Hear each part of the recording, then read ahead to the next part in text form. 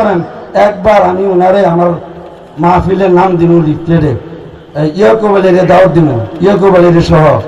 তিনি কয়, মামা যান আমার নামটার উপরে আমার উস্তাদ ইয়াকুব আলীরে নামটা দেন, আমার নামটা পোস্টারে লিখে দিয়ে দেন, আমার উস্তাদ আগে দিয়ে দেন। আমি কি আপনি মানলে মানে না মানলে নাই, তুলে হ্যাঁ দাওয়াতে দিতাম না, আপনার আগে দিয়ে দেন। তুই কি আমি এটা আপনি বুঝছেন না, আরো বুঝতে দিয়ে দিবি, অন কিন্তু বুঝছে, অন বুঝছে না, এবারে দাওয়াতে দিইনি আমি, ঠিক নেই, দাওয়াতে দিইনি। আর কি আর আমি কিছু এটা আপনার কাছে বলবো না, আপনি এটা এখন বুঝবেন না, এটা পরে বুঝবেন। কিছু কিছু জিনিস আছে কার একটা হুলিয়ে কয়বার করবো, আর দিকে কিতা জানি হুলছি রে, কারা হুলছি রে, কারা হুলছি রে, বোতল বান্না বললে নাকি এটা এমনি বুঝবেন। ভাই যান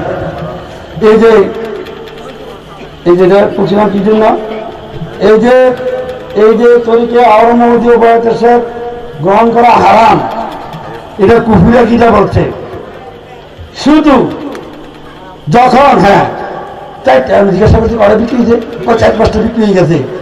আমি যখন এটা দেখছি তখন ইয়াকুব আলী সব আসছে, আচ্ছা সব এটা কেউ ধরতে পারতো না, এটা কেউ ধরতে পারতো না।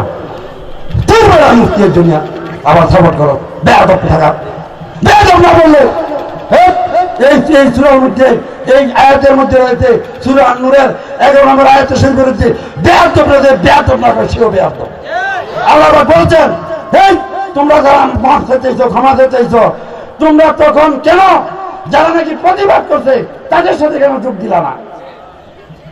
শুধু আমি বলছি, আপনি বলেন আপনারা আলেন, আপনারা বলেন যে কেউ ধরতে পারতো না, আমার তো লেখাপড়া কম, ওই যারা ধরছে তারা আবার লেখাপড়া বেশি, আরবি নেই আর কি বাংলা আছে, তো তাদের প্রতিনিধি তো আমি, কথা তো আমি বলতে হয়। হ্যাঁ, তো আমি বললাম যে দেখেন আমি এটা সাধারণ একজন মানুষ, আমি এটা ধরে বলছি, এটা দেশে বিদেশে যাবে, এটা শুধু সাদা ওই পুটিংয়ের কলম পাওয়া যায় না, এই হারাম শব্দটা দিতে যারা সাইফাসটা বেচছেন মাইক দিয়ে বলেন ইমানি আকিদা কুফরি আকিদা যারা আমাদের থেকে ক্রয় করে নিছেন, একটা সংশোধনী আছে, আপনারা নিয়ে আসেন এগুলা, শুধু এটা মাইক দিয়ে বলে দেন।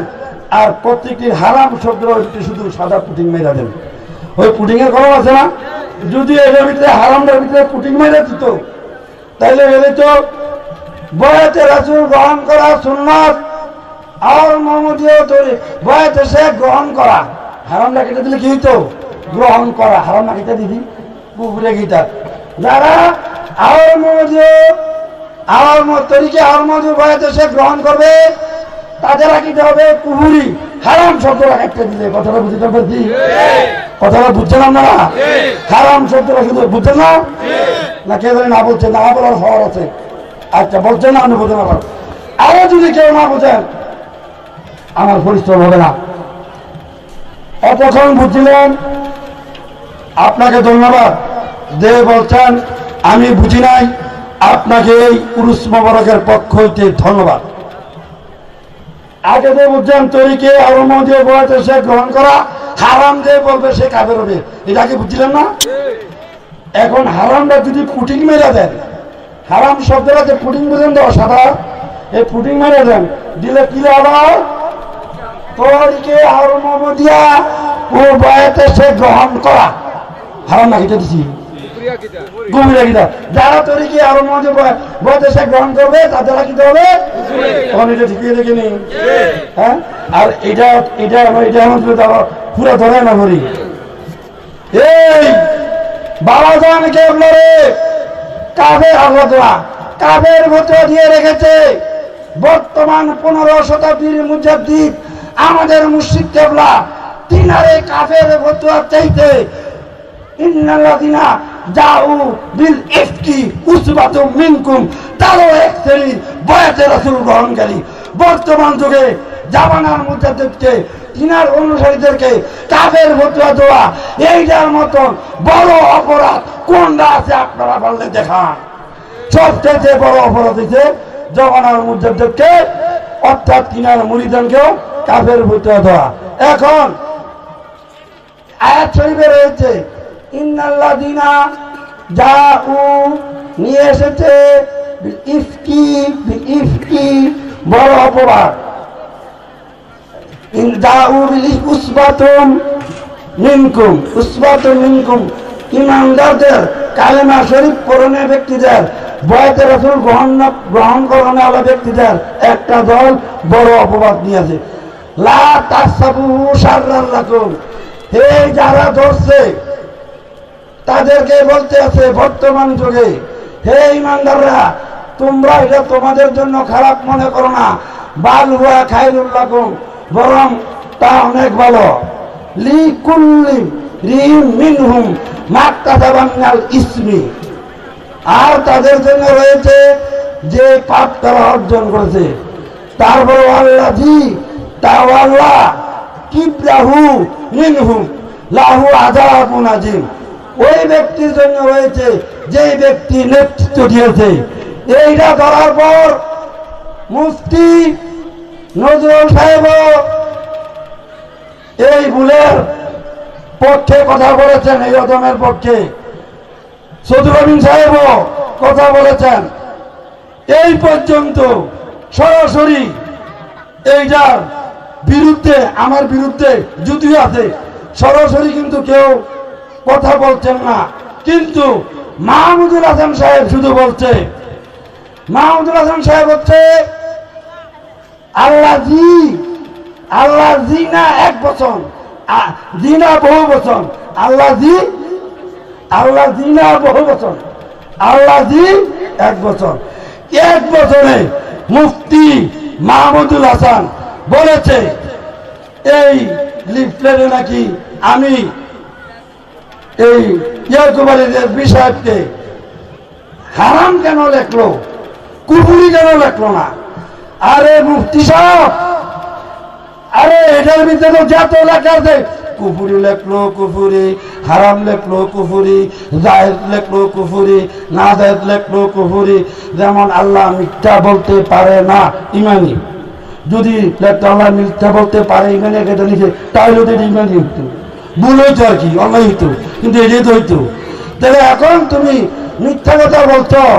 মুফতি শহীদুল্লাহ রিজভী সাহেব আমার থেকে বললা, আমার সামনে ফোনে যোগাযোগ করিয়া তোমার এখানে গেছে, আর যাইতে এই মাহফিল আইতে দাওয়াত লাগে না, পোস্টার আছে, মাইকিং আছে, ফেসবুক আছে, যারা আসে নাই তারাও দাওয়াত, ঠিক না বেঠিক? এখন সে আমার বিরুদ্ধে এরকম মিথ্যা প্রপাগান্ড, সেটা তো আমার বিরুদ্ধে না। সে বলছে রিজভী বাবা নাকি বলেছে ভুল, তুমি কেন আলেমের ভুল ধরলা, তোমার নাম আমি একবারে জীবনের লেখা কাটতে দিলাম, এইটা বলে সে বলছে আমার কাছে রেকর্ড আছে। এবার থাকলে দেখাও না, ফেসবুকে ছাড়ো, থাকলে ইয়া নাম সাহেব, তুমি যে মিথ্যাবাদী, তুমি বলছো না, তুমি যে মিথ্যাবাদী, মিথ্যাবাদীকে বাবা আনজান কেবলা দা বলছে, আপনারে যদি আমি তা না বলি আমার ইমান থাকবে না। আপনি পারলে মাহমুদুল হাসান সাহেব, আপনি পারলে রেকর্ড শু করেন, আপনি বলছেন আপনিও ছিলেন, বাবা বলছে যাও চিরতরে তোমার নাম কেটে দিলাম। অথচ বাবা জান কেবলা ওই দিন আমাকে 1000 টাকা হাদিয়া প্রদান করেছেন। হাদিয়া প্রদান আগে বলেছেন দেখি দেখি দেখি বাবা এটা আবার তত সবুজ, বাবা এটা তত দিছে, তুইলে তো বয়াতে আমার মধ্যে বয়াতে শেখ হারাম তো আমিও কই, তুইলে তো আমিও কাফের। হোসেন পুলিশ আইছে, হোসেন পুলিশ আইছে, এখন আমাকে 1000 টাকা হাদিয়া দেন।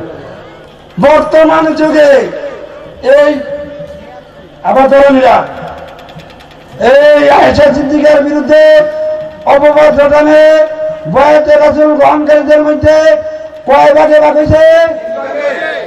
এক ভাগ অপবাদ রটনাকারী। এই অপবাদ রটনাকারীর মধ্যে আব্দুল্লাহ বিন উবাই একজন অনুসারী নেতৃত্ব দিয়েছেন, আর এক ভাগ নীরবতা পালনকারী, আর একদল প্রতিবাদকারী। কি গাড়ি? প্রতিবাদকারী। এই পোস্টারটা নিয়ে বর্তমানে রেজবিয়া দরবার শরীফের ভিতরে ঠিক এই সূরার আলোকে 3টা দলে বিভক্ত হইয়াছে। এক দল অপবাদ রটনাকারী, যারা নাকি তবে মোস্তফার কথা এটা বলছে, যখন বাবা জানে শরীয়তে পরিপূর্ণতা হয়ে গেল তখন বলছে, নিজের থেকে বলছে বাবা এই ব্যাপারে হোসেন পুলিশের ব্যাপারে কিন্তু মোস্তফা আমার কাছে কিছু বলেনি। মোস্তফা কিন্তু আমাকে আবার মোস্তফার লোকে আমার সম্পর্ক ভালো থাকার খারাপ থাক, মোস্তফা কিন্তু এটা আমাকে এই ব্যাপারে বলে নাই। কিন্তু এটা বলছে এটা তো আমার কেউ দেখাইছে না, এটা তো আমাকে কেউ দেখাইছে না। তাইলে কে বা কারা কোনটা দেখাইছে?